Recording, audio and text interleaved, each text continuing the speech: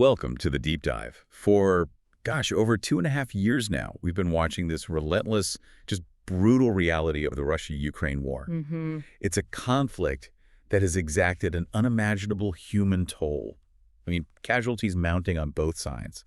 And it's carved this geopolitical chasm that, in some ways, feels even deeper, maybe more intractable than the Cold War. It really does. And despite immense global effort, sacrifice, aid pouring in, the conflict just seems utterly stuck, like it's in this grinding loop, a stalemate that just defies the usual solutions. Indeed. And we've observed so many attempts, haven't we, from, well, nearly every corner of the global stage to try and break this deadlock, but really to no avail. Right. We've seen former President Trump reportedly spending months trying and, conspicuously failing to broker anything meaningful. Yeah, those reports were out there. And China's mediation efforts, largely dismissed, I think it's fair to say, seen as too pro-Moscow to get real traction with Kyiv or the West.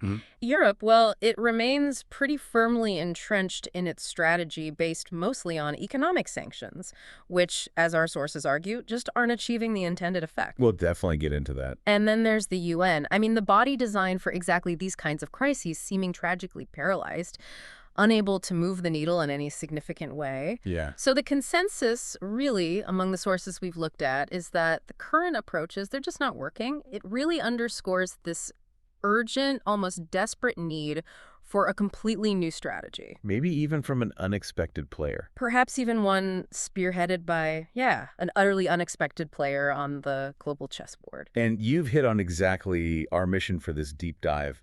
We're going to meticulously unpack a stack of really fascinating sources that I think fundamentally challenge a lot of our conventional thinking about how this agonizing conflict could possibly end. Right. We'll get into the specifics of why the prevailing strategies, from military escalation to economic pressure, seem to be hitting a dead end. Then we're going to introduce you to a surprising candidate for mediation. A major global power whose unique geopolitical position seems to grant it a kind of leverage few others have. A very specific kind of leverage. Exactly. And finally, we'll lay out two distinct, bold frameworks for peace. One, an informal concept reportedly put forth by a powerful global leader. Which has gotten a lot of attention. It has. And another, arguably far more nuanced and, in the compelling view of our source material, maybe a demonstrably better, more enduring pathway put forth by an independent voice. Yeah, a really thought-provoking alternative. So our ultimate goal for you, our listener, is to provide a truly comprehensive understanding of this incredibly complex geopolitical chessboard, shedding light on these high-stakes proposals on the table, and, to equip you with the insights to grasp the profound implications of each. So the central question we're exploring today, I think, is this. What if the genuine, sustainable path to peace isn't through just pouring more military aid in or, escalating economic threats? What if it's through a radical act of political courage and maybe a profound commitment to strategic realism coming from corners of the world we might least expect? That's a powerful question. Oh. Cuts right to the heart of it. So let's dive directly into what our sources are calling the strategic stalemate that defines this conflict and, the search for a breakthrough. Okay. 2.5 years in, despite truly staggering losses on both sides, hundreds of thousands of casualties, immense destruction, this ongoing humanitarian catastrophe the front lines have remarkably barely shifted. It's almost static visually. Exactly. Our sources describe this static, grinding reality as a strategic stalemate. What does that actually mean in practical terms, beyond just, the maps we see? Well, when our sources talk about a strategic stalemate, they're conveying something much deeper than just a lack of territorial gains. It signifies this grim reality where both sides have sort of reached an operational inflection point. Their current military capabilities, combined with their political wills, are just fundamentally insufficient to achieve a decisive victory without incurring what would be unacceptable risks or costs. So neither side can really win-win. Simply put, yeah. Neither side can win outright in the traditional sense, at least not with the current parameters. Ukraine, for instance, despite enormous Western support and incredible resolve, Absolutely incredible resolve. still demonstrably lacks the, let's say, overwhelming offensive capability needed to fully push Russia out of all occupied territories, especially given the scale of the Russian presence and those deeply entrenched fortifications they've built, particularly in the south and east. Right, those defensive lines are massive. Exactly. And on the flip side, Russia, while possessing a much larger military on paper, cannot realistically subdue all of Ukraine without resorting to a truly massive, unprecedented mobilization. Which would be hugely risky domestically for them. Hugely risky. It could cause significant domestic instability, a price its leadership, keenly aware of history, seems unwilling to pay.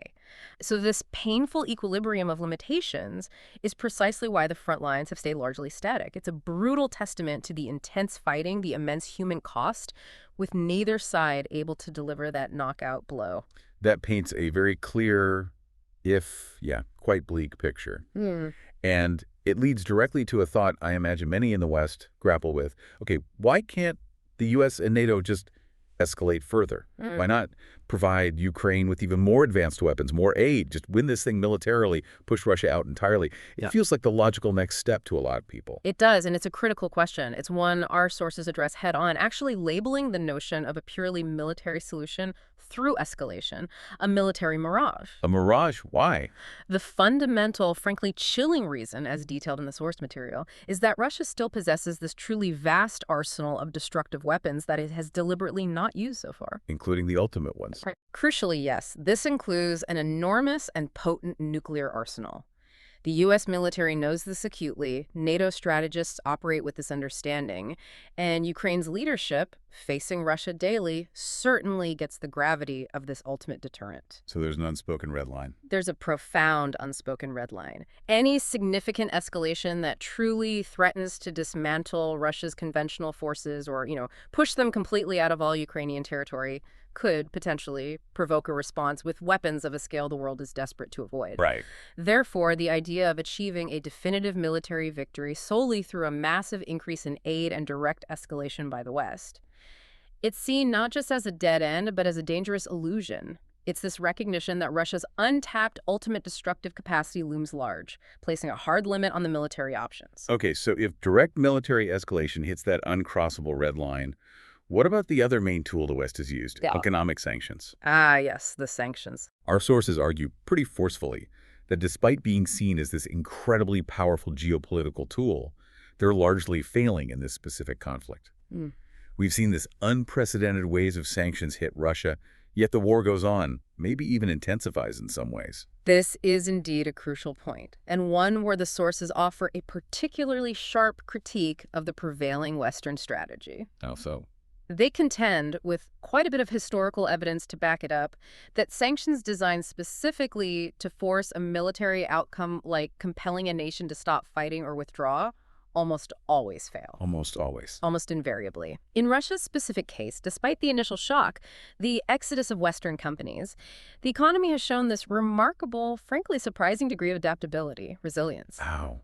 I mean, didn't they target oil and gas revenues? They did. That was the core target. Yeah. But those energy flows, they've simply been efficiently rerouted. They found new willing markets, mostly in Asia, think India and China, who've kept buying Russian energy, often at discounts. The Russian ruble, after that initial wobble, stabilized. Thanks to capital controls and continued high commodity prices, it even appreciated at times against major currencies. Wow. And perhaps most tellingly, this is a really sobering data point from the sources Russia's war production is now operating at Cold War-era highs. Seriously, they're churning out an astonishing quantity of artillery shells, drones, even new tanks. It indicates a robust, self-sufficient, maybe even resurgent military-industrial complex that's effectively bypassed many of the sanctions' intended choke points. So the sanctions haven't crippled their ability to wage war or force them out? Not in the way intended, no. They've spurred a reorientation, not a capitulation. And it gets even more concerning when you look at some proposed escalations of these threats, like that idea of hitting India and China with 500% secondary tariffs for buying Russian oil? Ah, yes, the 500% figure. The supposed logic being it's not meant to be implemented, just a massive diplomatic bluff. High-stakes poker? Well, what's truly fascinating and maybe deeply concerning about this specific proposal is the incisive analysis calling it a dangerous bluff. Dangerous how? The source argues, pretty persuasively, that it's a bluff so transparent that all the major players, Moscow, Beijing, Delhi, can see right through it. So it doesn't work as a bluff if everyone knows you won't do it. Exactly. In geopolitics, like poker, Empty threats don't create leverage. They do the opposite. They erode your credibility. Right. And if we connect this to the broader picture, imagine if such tariffs were actually implemented, the economic impact would be catastrophic.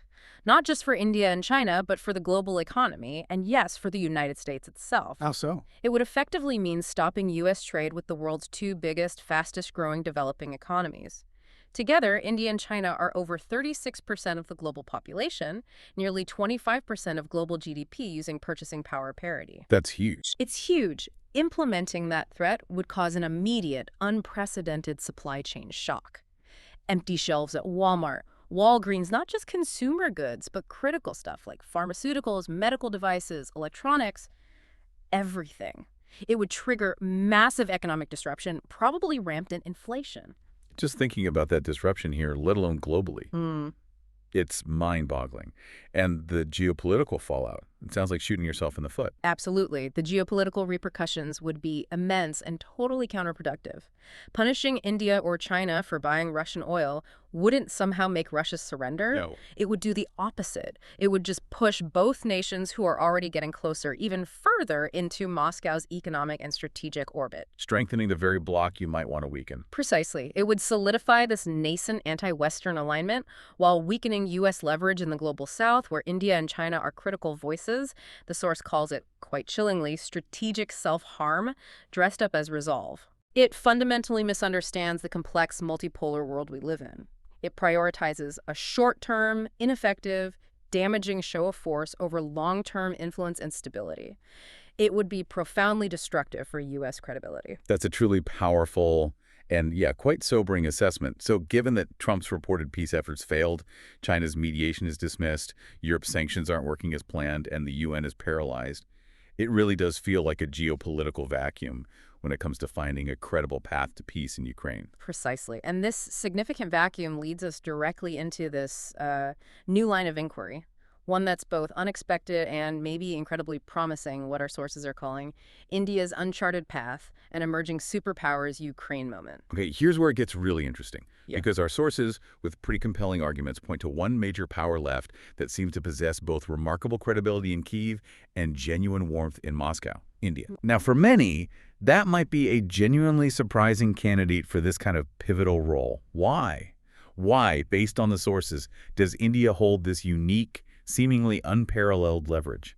If we really connect the dots here, India's position is, well, it's simply unique. The source material really emphasizes that the Russia-India friendship is unlike any other among big powers. Unlike any other. Yeah. It's not just about trade deals or cold treaties. It's described as a bond rooted in decades of trust and genuine warmth. Going back to the Cold War. Exactly. It solidified back then when India, despite being non-aligned, found a reliable partner in the Soviet Union for defense, tech transfer, diplomatic support, often when the West was reluctant. Right. This history means Moscow listens to New Delhi in a way it just doesn't listen to Washington or Brussels or even Beijing, whose relationship with Russia is much more recent, more transactional, you could say. Okay, so Russia listens. What about Ukraine? Well, on the Ukrainian side, while Kyiv obviously relies heavily on Western support, there's also this underlying wariness, maybe, of potential Western overreach or agendas. Understandable. In that delicate context, Ukraine still sees India as a non-threatening voice from the global south, a neutral party not trying to exert control in the same way. So trust from both sides, basically. This rare dual layer of trust is what truly gives India this distinct, perhaps unparalleled advantage in any potential mediation, making it arguably the last truly credible go-between. So India is uniquely positioned. They have this extraordinary leverage, a seat at both tables, you might say. But what's India actually doing? Are they using this position or are they on the sidelines? That raises a really important and frankly critical question the sources tackled directly. They're quite pointed, actually, quite critical of India's current approach, describing it as a safe but empty refrain, we support peace. Nice words, sure, but the critique is sharp.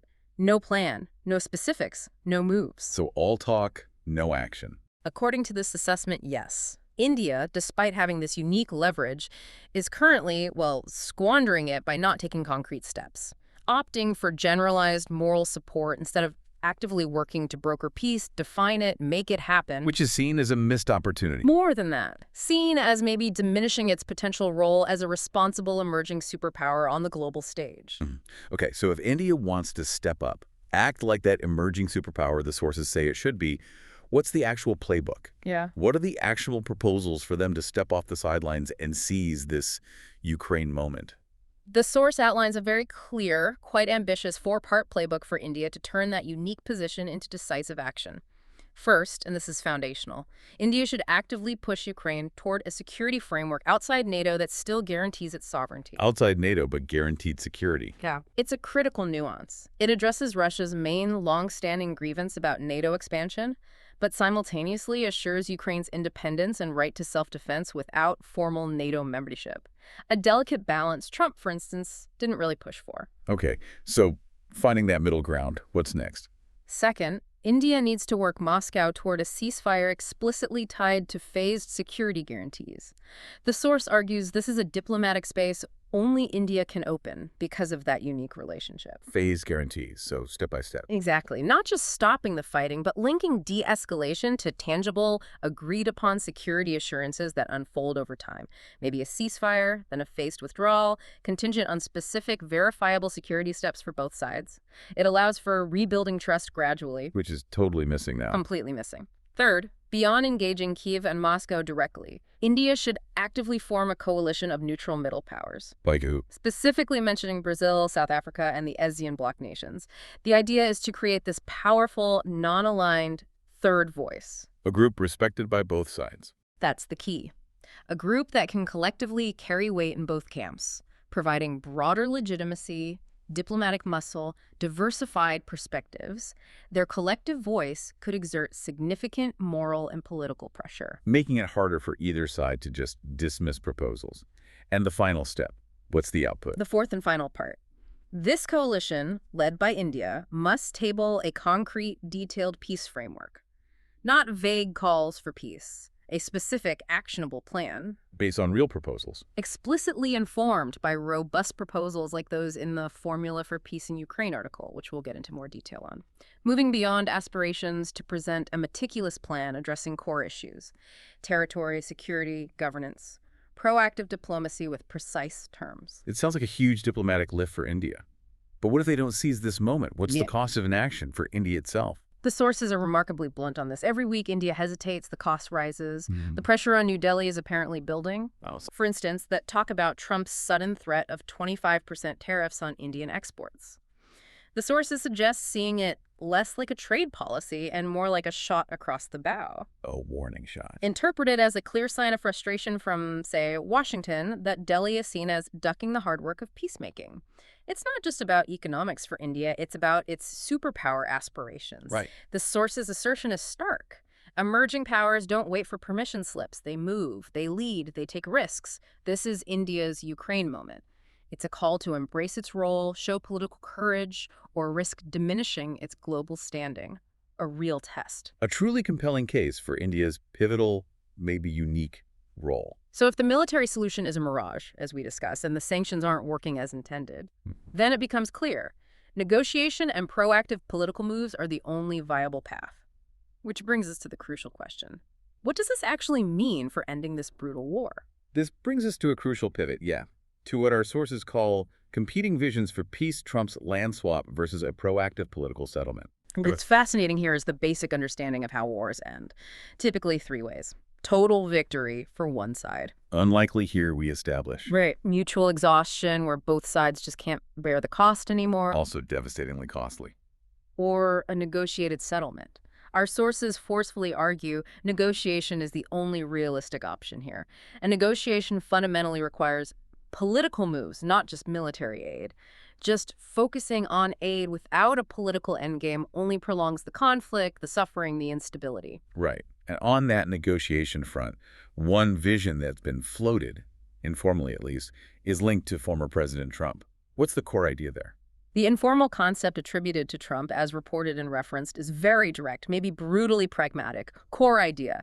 Crimea, Donetsk, and Luhansk go to Russia. The rest of Ukraine stays independent. A land for peace swamp, essentially. Pretty much, the reported mechanism. The U.S. pulls the plug on all military aid to Ukraine, which would leave Kyiv with few options but to accept. Forced acceptance. Basically.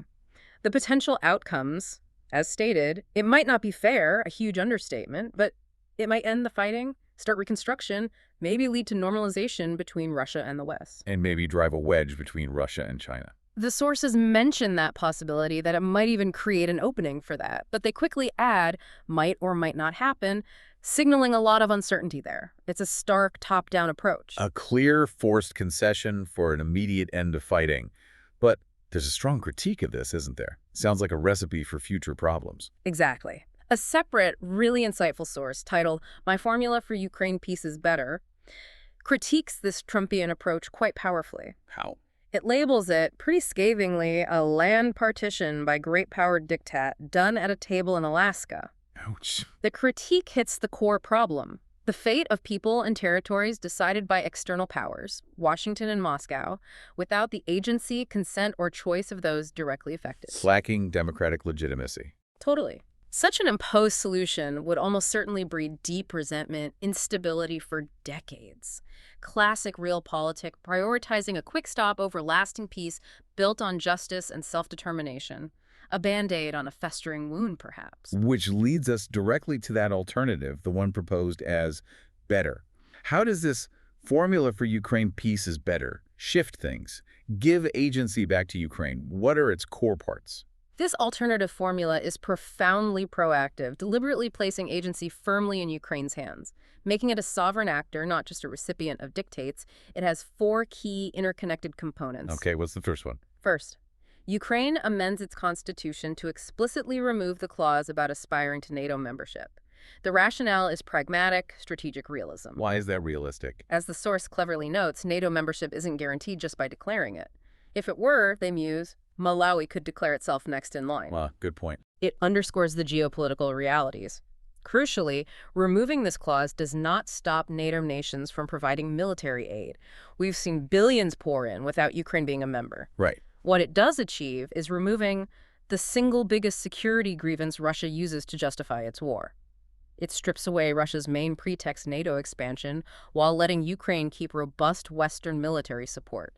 Denies Russia its propaganda ammo. So, addresses Russia's stated concern without compromising Ukraine's defense. What's the second part? Second, vital for Ukraine's security. Ukraine retains and significantly strengthens bilateral defense partnerships with NATO members. Security assurances, weapons transfers, intel sharing, joint training all can continue, even increase, without full NATO membership. Is there a model for this? Yes, the source points to Finland. For decades, Finland had incredibly close, effective defense cooperation with NATO members' joint exercises, interoperability, long before formally joining in 2023. It shows Ukraine can have formidable capabilities and strong guarantees through bilateral deals, getting many NATO benefits without triggering Russia's red line on formal alliance. Strong and secure, but not an existential threat. That's a clever, practical way to handle security. What's the third part, the politically tricky one? The third is indeed the most sensitive, but also maybe the most democratically legitimate. Ukraine initiates and oversees a referendum in all disputed territories. All of them, including Crimea. Yes. Crimea, Donetsk, Luhansk, and potentially parts of Kherson, Mykolaiv, Zaporizhia, Oblast areas partially occupied now. Wow. And what would people vote on? The genius lies in offering 2 clear democratic options. Option 1, remain within Ukraine as part of a new federalized structure, with constitutionally guaranteed substantial autonomy, linguistic and cultural rights for ethnic Russians, local control over police, education, addressing those historical grievances. Okay, and option 2? Option 2, full independence with the explicit possibility of then joining Russia. That's huge. It allows for a democratic, self-determined choice. It lends legitimacy to whatever outcome emerges, shifting the argument from military might to popular will. A monumental concession, allowing territories to potentially join Russia, but by their own choice. How does the final component tie in, especially regarding Ukraine's internal structure for stability? The fourth and final key component. Yes. Ukraine formally adopts true federalism. Currently, it's a unitary state, power centralized in Kyiv. Right. The problem, source highlights, is under this system, ethnic Russians historically lacked guaranteed linguistic cultural rights. This perceived disenfranchisement, real or exaggerated, fueled alienation and, crucially, gives Moscow powerful propaganda ammunition to justify intervening. The protecting Russia's narrative. Exactly. Implementing true federalism decentralizes power, grants autonomy, protects all ethnic linguistic groups. Fixing this internal issue undercuts Russia's narrative at the root. Shows Ukraine protecting its diverse populations, removing a major pretext for intervention, a cornerstone for lasting peace. This whole formula really does sound like it puts the ball firmly back in Ukraine's court, gives them agency. Why exactly is this seen as so much better than, say, Trump's reported map swap? What's the core difference? The key distinction, the absolute bedrock, is Ukrainian agency. This approach puts agency in Ukrainian hands in a way Trump's reported idea totally lacks. Yves initiates Kyiv overseas. Oh, exactly. It's Kyiv making the sovereign decision for constitutional reform, for referendums. It's not a land partition imposed from outside, not foreign leaders carving up maps over dinner. So it forces Russia's hand. Fundamentally. Yeah. Moscow has to either participate in a legitimate process, thereby tacitly legitimizing it and the outcome, or reject it and be exposed as unwilling to respect popular will. Yeah. If territories do vote to join Russia, that decision comes from the people living there. Much more legitimate internationally, harder to contest long-term than a diktat. And if autonomy within Ukraine wins, it comes with enforceable rights, not as a concession extracted under foreign pressure, building peace from the ground up, based on popular will. So empowering Ukraine to make these incredibly hard but ultimately sovereign choices, not having them imposed. Which leads us perfectly to our final section, the stakes, the choice, and the path forward. Sounds like an incredibly stark choice for Ukraine and a huge cost to delay. Absolutely correct. The sources are unflinching about the urgency. They explain the current Ukrainian approach, refusing major unilateral political moves, holding firm, waiting for a military breakthrough or Russian collapse, unfortunately ensures two stark outcomes. Well, sure. First, Ukraine definitively never get NATO membership in the short term. That aspiration, understandable as it is a non-starter given current realities and Russia's red line. Okay. Second, and maybe more tragically, Ukraine will continue losing territory slowly but surely. The grinding war of attrition continues chipping away at its land, bleeding its population, consuming resources. It's not static long-term. It's a slow, painful bleed. A truly grim outlook if they stick to the current course. So what's the fundamental choice being presented to Ukraine's leaders? Sounds like a profound national decision. The choice is presented as nothing less than existential. The sources lay it out starkly. Ukraine can either keep the NATO clause and watch your country's map shrink, Meaning cling to a symbol? cling to a symbolic goal NATO membership that isn't immediately achievable, and by doing so, continue a war that erodes territory, sacrifices lives for a principle that can't currently be realized. Or the alternative, remove the NATO clause, keep your robust military partnerships, and give your citizens, including those in disputed areas, a voice in their own future. A profound choice between an ideal and strategic necessity. Many listeners hearing these bold ideas, especially referendums, might immediately think appeasement. How do the sources address that very loaded charge? A critical point, yeah. And the source anticipates and refutes it directly. The argument is emphatic. That's not appeasement, that's strategic realism. What's the difference in this context? Appeasement usually implies capitulating from weakness, granting concessions for a fragile peace, emboldening the aggressor. Strategic realism is about understanding constraints, immutable realities, recognizing limits of military solutions, acknowledging what's achievable, making bold, proactive political moves for long-term national interest, even if they're hard short-term. Seeing the world as it is, not as you wish it were. Exactly. The source powerfully concludes, wars end when political courage meets strategic necessity. It's about recognizing the futility of chasing a military fantasy and instead embracing political initiative to shift the conflict onto a different, maybe solvable terrain. So the ultimate test for Ukraine's leaders, cling to symbols and lose substance, or take a courageous political step to redefine the path? Precisely. They face this pivotal moment. They can cling to symbols and lose substance, prioritize NATO, every inch of land, prolong the war, endure suffering, risk more losses. Or take the initiative. Or the bold proposition. Take the political initiative, forcing Russia to face the one thing it truly fears most, the free and fair choice of the people in the territories it claims to liberate. turning the tables in a way. It fundamentally reframes the conflict, shifts the battlefield from military lines to popular will, democratic self-determination, a terrain where Russia's liberation narrative gets tested by legitimate, internationally observed means, puts the onus back on Russia, accept a legitimate process, or expose itself as an occupier, disrespecting the very people it claims to champion. What an incredible deep dive into the geopolitics, the complexities, the potential very difficult paths forward for the Russia-Ukraine war. We started with the sheer scale, the intractable nature of this, 2.5-year conflict, the global deadlock, Washington, Beijing, the UN paralysis. Right. We then challenged conventional thinking, looking hard at why military solutions and sanctions seem to be hitting a wall. Yeah, digging into the why. From there, we introduced the surprising, uniquely positioned role India could play as a mediator, with that rare credibility on both sides. A fascinating potential pivot. And finally, we unpack those two starkly different peace visions.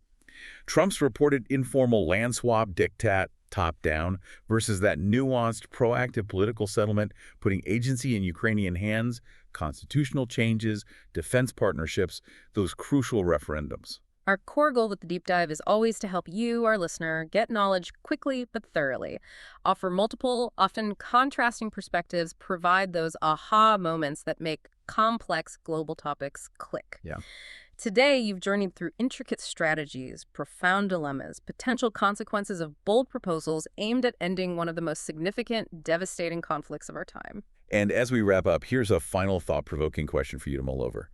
If truly lasting peace won't come from economic self-sabotage in Washington or from, cartographic horse trading behind closed doors, how much genuine political courage is required from those directly involved to redefine the battlefield in purely political and democratic terms?